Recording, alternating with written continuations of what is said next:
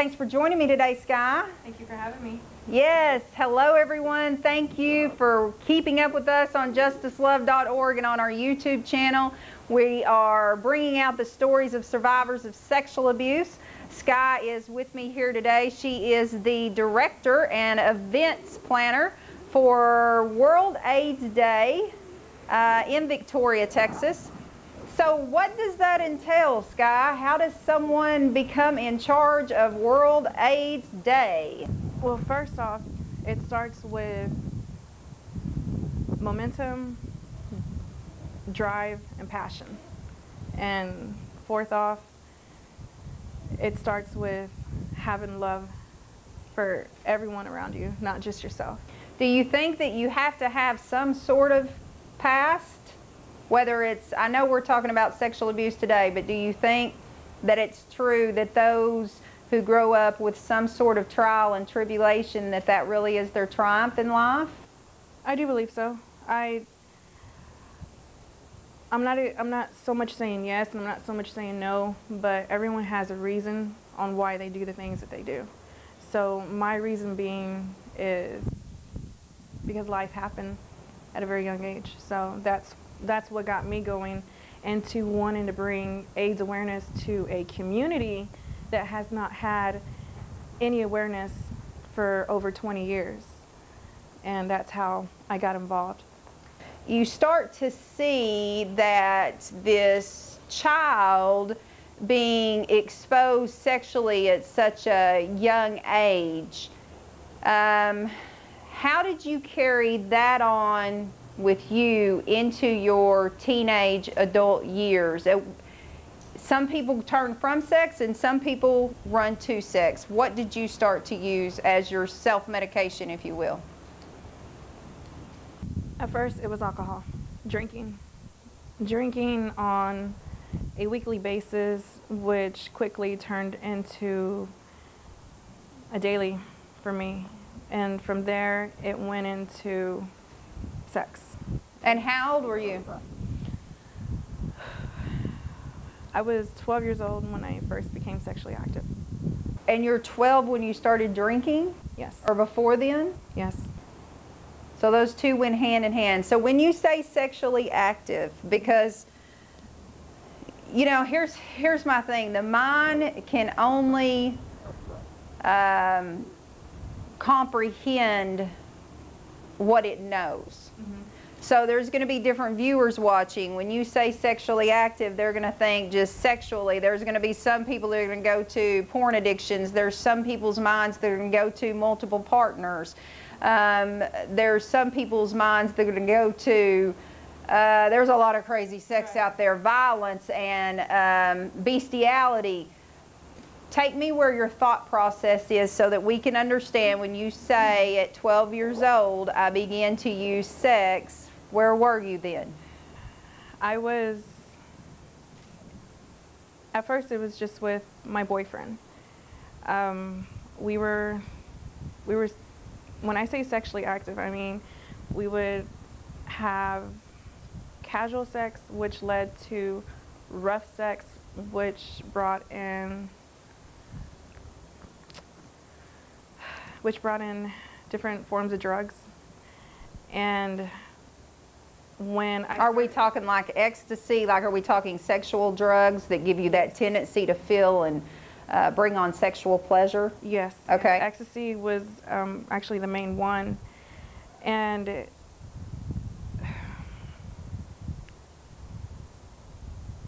we're still 12, correct? Yeah, we're still 12. And you know, I'm just thinking about it now, and it's, wow, I was doing all of this. But yes, I was having sex. I was doing what most 25, 30-year-old sexually active men and women would do. And you're really just a baby. Right. So, let's go back even further than that for a minute. Take a deep breath with me. Man, it's hard to open up and share, isn't it? But I think it's important because, you know, if we don't talk about something, we can't change something. And I think you're so brave to sit here and today, because here's the truth. You just said to me, and man, my spirit's swelling up and it wants to share with you. And you just said to me, I can't believe I did all those things. Yeah. I understand that, but I want you to know, had you not experienced all those things, you wouldn't be able to do what you're doing right now. Right. Part of learning and growing and changing things is to recognize the behavior that we were living in and the person that we want to be. So let's go back to that little girl. We were looking at your pictures that you brought today. She's so innocent. Oh, yeah. What was her life like at 2, 3 years old? Well, I couldn't tell you what my life was like at 2 or 3, but at 4, 5, 6, it was good. It was good all the way up until the age of 6, when my parents had separated. And it was hard. It was hard at 6, but those 2.5 years that I had with my mom and dad being together, with my family making memories and sharing memories, it was good. It was rich. It was fruitful. I was in a good life. I had a good life. You know, I knew my parents loved me.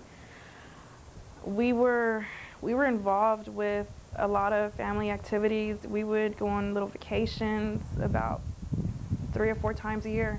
The greatest memories I had were with my family, my mom, my dad, myself, my little sister, my grandparents, my aunts, my uncles, and all my cousins. We would get into vehicles and we would go to the beach, we would go to Six Flags, we would go to the park and have these huge barbecues.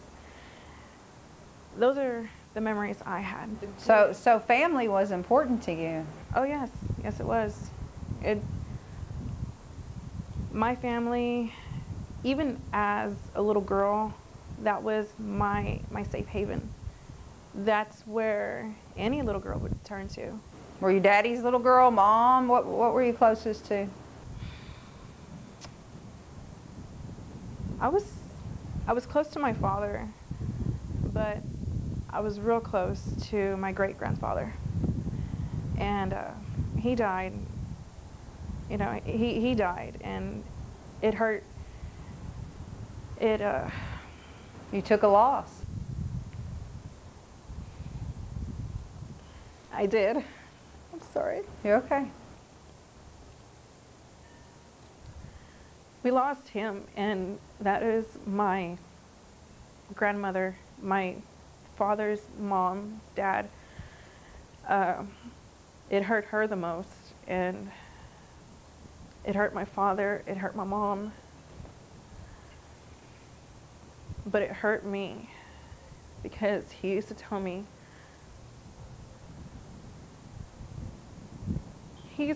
that I was the love of his heart.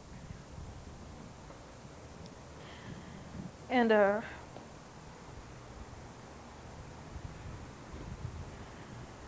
after you're 6. After I turned 6, that's when things were just starting to fall apart. My parents separated. My grandparents, my dad's mom and dad were separated. So this 6-year-old child begins to, this happy, it's all about family, it's all about spending. We're starting to see your life begin to develop. You're with me. You're feeling it. You know what I'm saying? Sometimes when we open up and the floodgates come out, man, I can see you now, getting real and being honest with you. I'm starting to see this little girl that she not only lost a big inspiration in her life, her great-grandfather, but also the family dynamics begin to change because it was shortly after that your parents separated, correct? Yes. My father had left my mom right before the holidays, and I seen the burden. I seen the pain of a woman losing the man that she loved, and I was too young to understand then, but I do understand now why she cried so much, why she was so angry. But that was just the beginning of my life.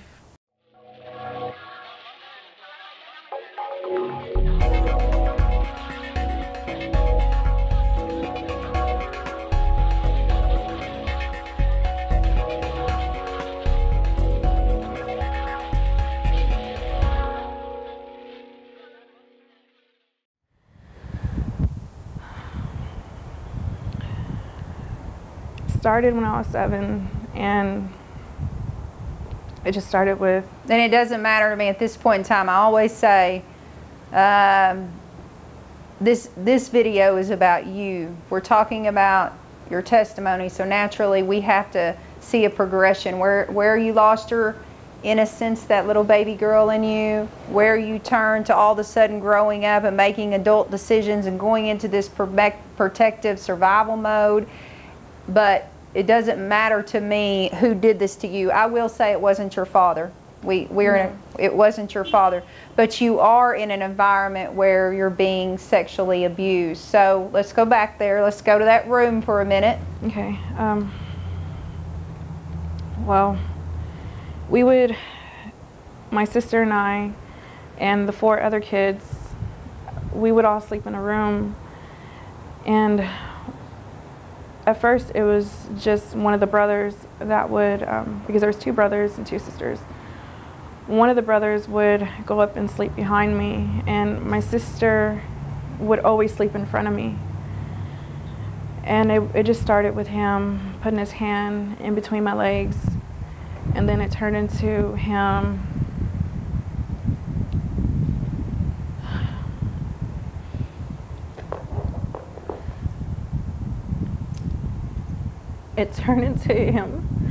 putting his hand up my shirt.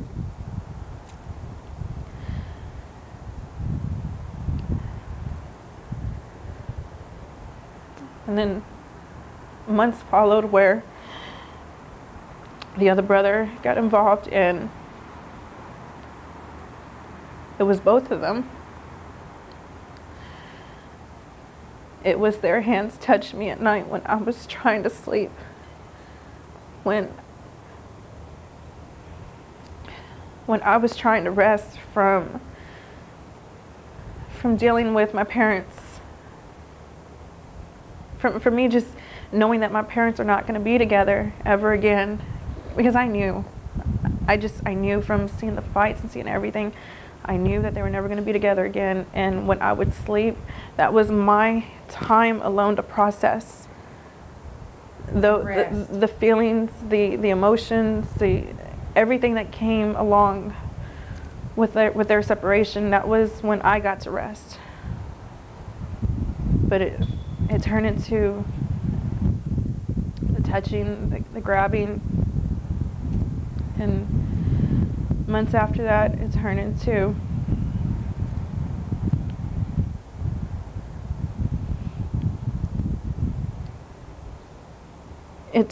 rape.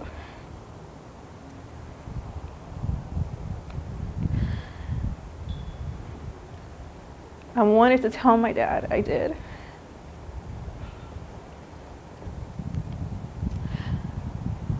But I couldn't. And you couldn't because? I couldn't because they told me that if I told my dad or my mom that I would never see my dad again. And me being, and my dad living in another household, raising another family, not alone, that alone felt severely unfair to me. But then I'm taking on a new tragedy in my life, and they're telling me that I'm never gonna see my father again. It scared me because I wanted my father all to myself, and it was hard. And you didn't want to lose your father. I didn't. You'd already lost your great-grandfather. You had already lost that family dynamic. You have lost the marriage that you knew and were raised in the home. Looking back now, we know that there's no way that they had that much power and control over you. No. But in your mind, what you were living and what you were experiencing, that was just as real as me and you sitting here today. Like that is powerful, that even these young kids themselves were able to use something to manipulate you that was real and true in your life, and it was a big fear to you. It was. I love my parents.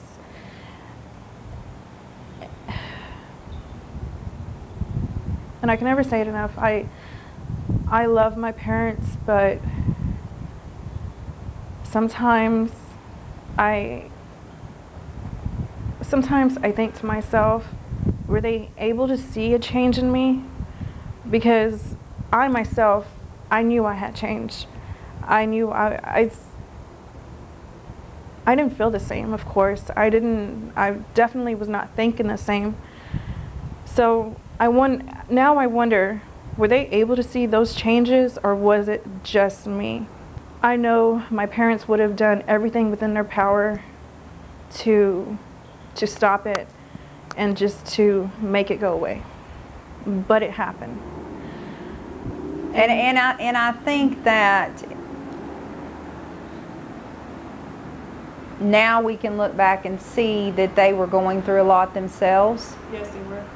And while it is a parent's job, this is really, if you're bringing light to anything today, this is really good, Skye, because you're saying to parents out there, no matter what you're going through, if you're going through a divorce, if you've lost a parent yourself, if you can't make your rent payment check, if a check's just bounced, if you've just been diagnosed with some sort of disease upon your body, it's important to always recognize the environment that your children are and pay attention to the warning signs. You were in counseling, you weren't sleeping, you were very emotionally upset, you were physically exhausted. Those are warning signs that parents and caregivers should pay attention to. I know that they do, but sometimes when they're going through things, they become very selfish because they're hurting themselves. They start drinking more, they start self-medicating more, they start dating. Before you know it, you're left off with some babysitter or some next door neighbor taking care of this child they don't even know, because they're out trying to find somebody to love them to make their pain go away. Yeah. So I know that we can sit here and talk about this right now, but I hope that offers you some sort of peace. It can't change the past. But when we're talking about, you know, your message even helping other victims transform into that survivor that you and I, that platform we've both taken, it's important to always look back and reflect, who were these people and what were they going through? Because sometimes pain isn't intentionally inflicted upon us. Yeah. Well, my parents separating, that was not them trying to hurt my sister and myself. That was just them realizing that them two together, they were hurting each other more than what they should. And them fighting so much in front of my sister and I was hurting us just as bad. So let's move into now 12 years old. We touched base on a little bit. And now you've got a boyfriend. Yes. Maybe looking for love in all the wrong places. Yeah, I most certainly was. I was a little girl looking for the love that was missing from home life, from mom and dad not being together, you know, just I was starting to suffer with abandonment issues. That's why I had a boyfriend at 12 years old, you know. I was looking for someone, and along with that, someone and something to really take away the botheredness, the not being able to sleep at night, the wanting to feel something more than just what I had already been feeling for a couple of years now. And I started having sex, started experimenting with drugs. I was 12 years old when I took Xanax. And that's how I lost my virginity to my boyfriend. I took Xanax. I don't remember exactly what had happened, but I wish I would have never done it. But I know why I did it. Because I was tired of feeling the things that I was feeling. I was tired of feeling not good enough to... How did the Xanax make you feel, though? Nothing? Well, not so much nothing. It made me feel... It made me feel almost normal. It made me feel like, okay, I'm okay. It allowed me to feel warmth, but at the same time, I was voiding everything out. Did that become an addiction? Oh yes. Popping, was it just Xanax, or was it just anything you could get your hands on at that point in time that made you feel better? At that point, it was just pretty much any pill. And so just basically numbing your body with these different types of drugs, that maybe made you braver? Thought you were older than 12 years old, 13 years old, made you braver? You knew how to have sex and you really didn't care? Yes, it did. It allowed me to really step outside of my own comfort zone, in which I should not have been stepping out of, because I was only 12. But I am not excusing my behavior, because I am ashamed of it, and I wish I had never done it. I wish my dad would have just locked me up in a room and and just said, you're gonna grow up in this room. But and so sex became it became my drug. Sex became my drug, which led into an addiction. My addiction to sex was trying to... My addiction just came from being raped. Over the course of a year after I had lost my virginity at 12, I began to experiment my sexuality with women. And I was pretty much looking for someone to bring in some type of happiness, even if it was just for 20, 30 seconds or a few minutes. And although the feeling would never last, I just kept going back, and I kept going back, and I kept going back, and I kept going back, just hoping that somewhere along the way I would be able to gain the happiness that was missing from my life. Or the rush, like a drug, like you explained it, the high, Yes. just trying something new, or just achieving, I would assume, the orgasmic state brought some sort of pleasure. Oh yeah, it did bring on pleasure, but more in fact, I was just looking for the happiness. I was looking for the love that was missing in my life. And what I can tell you from my experience from addiction is that I wanted to be loved so bad, because I felt that if I was being loved, that person would be able to make everything that had ever happened to me, all the people that I had lost, all the family troubles, they would just come in with their little magic wand and poof, my life would be perfect. So at what point in time did you realize that love wasn't found in sex, companionship, intercourse, orgasm, relationships? At what point in time did you discover that love was really, it was found within yourself? I found that at the age of 18.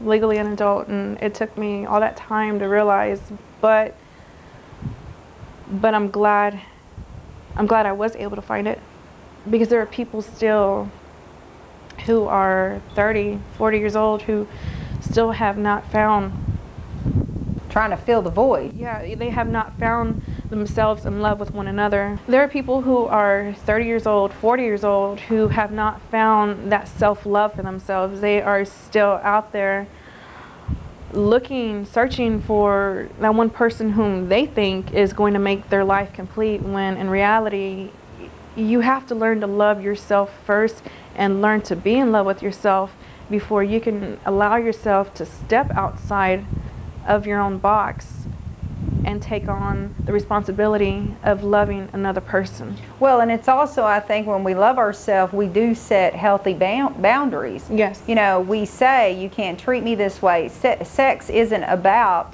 someone accepting you the way that you are, damaged and broken, and so if they have sex with me and I can pleasure them, then they must stick around. Sex really becomes about intimacy in a good way, in a sense of, I want to share myself with you, I want to build a life with you, I want to commit with you, and it becomes a healthy pleasure rather than an abusive play.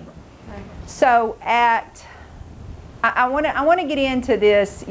Literally, I know this is the second year consecutively of World AIDS Day here in Victoria, Texas. You tried it once. Yes. And no one showed up. No, we had a handful of people, but the people who came out are the community leaders, such as yourself, the program manager at HARP, the health director at our public health department, and I had my family there. You know, those are my family are my leaders. So, you know, I had you guys out there showing me support, and so that allowed me to really go on forth and say, you know what, I'm going to do this again. And so last year, 2016, I had my second annual event. It was not quite the turnout that I was hoping for, but we did have several people just walking by, looking at the Christmas tree that we had displayed, the community Christmas tree. But hopefully this year, we're going to have more people, because I am now the volunteer ambassador for the public health department. And I've been with you the past 2 years out here. We actually chose the gazebo because this is where World AIDS Day takes place. I have watched it grow. Mm-hmm. You bring your hot chocolate, you get some cookies. At one point in time, I was allowed to share my story and speak, and of being sexually abused. And you know, when I first met you, Skye, I thought, well, gosh, we aren't anything alike. I'm over here trying to help survivors of sexual abuse, and she's over here trying to bring awareness to AIDS in this small town and small community. And so I wasn't sure why God was moving me into become a speaker. But you know, when you live in a dream and somebody asks you to do something, I was all excited about being here and supporting you. So I got up there and I shared my story. What our viewer doesn't know, and I think it's important to say at this point in time, you, after hearing my story, which you knew, stepped forward to the mic and shared at this event for the first time that you too were a survivor of sexual abuse. Yes, it was hard. It was very hard. I was like, so at that moment for me, I knew why God had placed me here. I thought it was important that I didn't realize the correlation between AIDS and being sexually abused. Let's talk about that for a minute.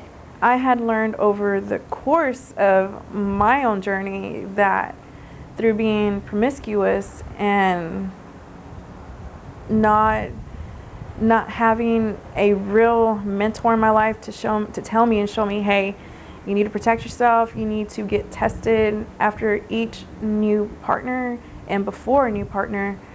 You know, that is one way to stop the spread of the disease. I myself, I am HIV, AIDS negative, but people, you know, like as you said yourself, you couldn't understand why. Yeah, I was like, why am I here, Lord? Yeah, you know? right here. And I say the same thing to you, because I think our past really, I'm not defined, we're not defined by our past. I'm not held in a victim state of mind any longer. I'm not shameful. I'm not guilty. I'm not embarrassed over anything. We're sitting here openly talking about it. But being a survivor of sexual abuse, what drew you to help people with AIDS or HIV? What drew me was seeing... because naturally, I say that, naturally our viewer is going to think that you have AIDS. Right? So what drew you there? Was it friends? Was it family members? How did this play over in your life? Was it because you were using sex, some sort of sexaholic, and you felt, thank you, Jesus, I didn't contract any of this, so this is how I'm going to go out and pay my dues now? What was your process in your thinking? My process was, you know, me having had a sexual addiction to sex. You know, although I protected myself every time, there were partners of mine that would tell me, well, I don't need to protect myself because I have children and I know I don't have HIV. Well, that's not good enough. Until you and I go in together and get a blood test, then maybe okay. So it just began to trickle there. But then after the years of me growing up and having a friend in school who was diagnosed with AIDS, I knew I wanted to do more, because, you know, you hear these stories about people, you know, contracting HIV, you know, and they live a short life and then they're gone. And I always wondered, who was there to help them? You know, did they have any positive role models to tell them, hey, you're still going to live a long, healthy life, you know, just take your medication and take care of yourself, and you're going to be here for a really long time. So I knew at a very young age that a lot of these people whom I knew who had HIV did not have that, because they were there partying with me and they would share their stories with me.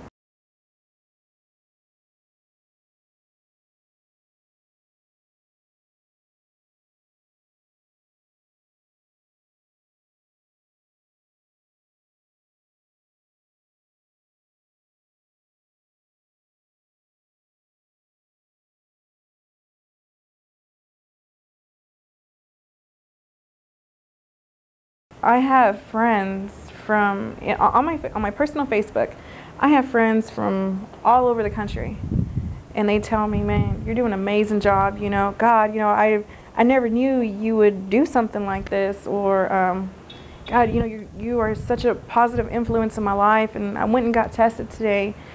Or for instance, I had an individual reach out to me, and that person had typed in